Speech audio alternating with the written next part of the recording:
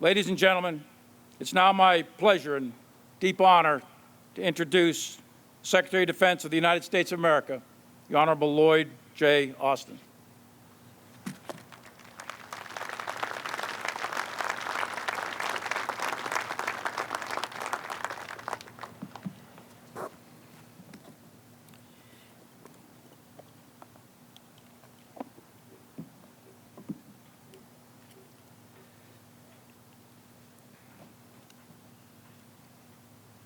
Thank you. It is an honor to be here with you, and especially with the families and loved ones of those taken from us 20 years ago, and with the first responders who raced to help, and with our brothers and sisters in arms, whose lives were changed forever on that day of fire. On behalf of the Department of Defense, let me renew our deepest condolences to the families and loved ones of all those lost on 9/11, including the 184 souls taken from us in the attack on the Pentagon, in the building, and on Flight 77. We know that you carry pain every day. We know that you bear your losses, not just at times of ceremony, but also in ordinary moments of absence, in quiet minutes that can seem to stretch on for hours. All of us are here because we remember. And I hope knowing that is at least some measure of comfort. Just as we once worked alongside so many of them, we now mourn alongside all of you. Today, of all days, we gather their memory close. My thoughts turn to Lieutenant General Tim Maude, an outstanding soldier and leader. He was killed on 9/11 while serving as the Army's Deputy Chief of Staff for Personnel. I still wish that we could turn to him for counsel. And I still remember his love for his soldiers, his Army, and his country. We know that the memories can be hard to bear. And we know that sorrow doesn't end. But over the years, we hope that the good memories come to us more often and more easily. And today, we remember not just who our fallen teammates were, but we remember the mission that they shared. And we recall their common commitment to defend our republic and to squarely face new dangers. As many of you know, the construction of the Pentagon began on another September 11th, back in 1941.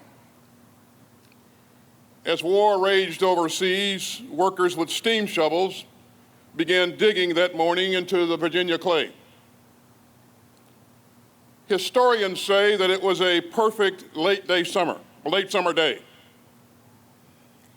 with a crystal clear blue sky and a hint of fall in the air. And on that September 11th night, President Franklin Roosevelt gave a fireside chat about the growing threat of Nazi aggression.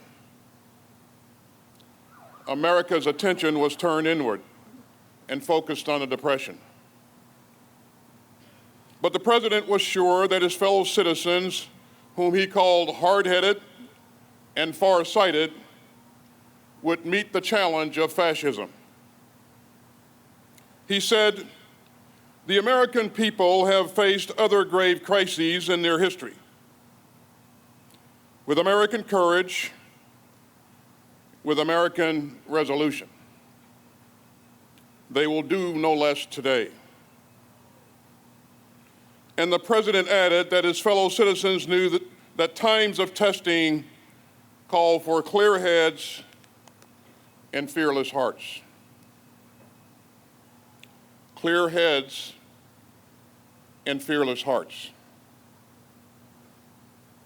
That's what our times demand again. And they demand that we remember that same September day 60 years later, and the ideals that brought our teammates to work on September 11, 2001. Now, almost a quarter of the citizens who we defend today were born after 9/11. And that includes thousands of our outstanding young service members. And many of the 13 brave men and women who just days ago gave their lives to save others in Afghanistan were babies back in 2001. And as Secretary of Defense and a veteran of the Afghan war,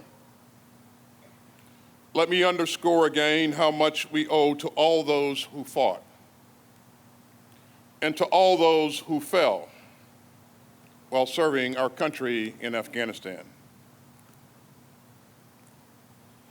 As the years march on, we must ensure that all our fellow Americans know and understand what happened here on 9/11, and in Manhattan, and in Shanksville, Pennsylvania. It is our responsibility to remember, and it is our duty to defend democracy. We cannot know what the next 20 years will bring. We cannot know what new dangers they will carry. We cannot foresee what Churchill once called the originality of malice. But we do know that America will always lead. And we do know the only compass that can guide us through the storms ahead.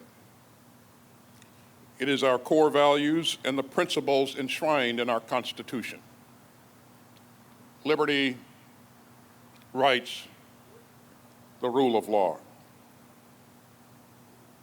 and a fierce commitment to a government of the people, by the people, and for the people. It is our job to defend the great experiment that is America, to protect this exceptional republic, body and soul, and to defend the American people in our democracy, even when it's hard, especially when it's hard.